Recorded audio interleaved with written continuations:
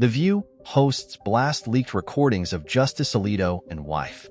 He, hosts of The View, criticized Supreme Court Justice Samuel Alito and his wife Martha Ann Alito for comments made in recordings leaked on Monday, but questioned the ethics behind the recordings.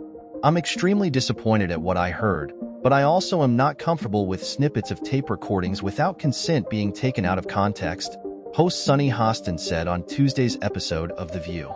Hostin explained that the recordings are legal because they were taken in Washington, D.C., where only one person engaging in the conversation needs to consent to the recording. Liberal journalist and filmmaker Lauren Windsor recorded her conversations with the Alitos and posted them to X. In them, she poses as a conservative and supporter of the Alitos.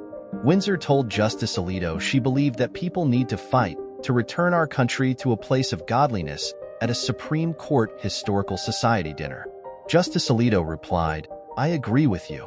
Windsor also spoke to Martha Ann Alito at the dinner, who said she wanted to fly a religious flag after seeing an LGBTQ pride flag at a nearby house. But Justice Alito asked her not to. "I said, I won't do it because I'm deferring to you. But when you are free of this nonsense, I'm putting it up and I'm going to send them a message every day," Martha Ann Alito said in the recording. Samuel Alito recently came under fire for flying two flags associated with former President Donald Trump's effort to overturn the results of the 2020 election. Justice Alito said his wife decided to put up the flags. Hostin also expressed disappointment with growing partisanship among Supreme Court justices. "In my lifetime as an attorney, I never knew the religion of a Supreme Court justice. I never knew the political affiliations of the Supreme Court justices," Hostin said. "They are supposed to be the highest court in the land and really in the world. The world looks to the Supreme Court, and this kind of thing compromises the Supreme Court." Host Sarah Haynes also said she did not like how the recordings were produced. "This woman presented as something she wasn't and she lied. And then she did this gotcha moment," Haynes said. Haynes also warned about the dangers of sowing mistrust in the Supreme Court. "It is a little dangerous to dance into delegitimizing the highest court in the land," Haynes said. Host Alyssa Farah Griffin spoke about the importance of coming together in a divisive time.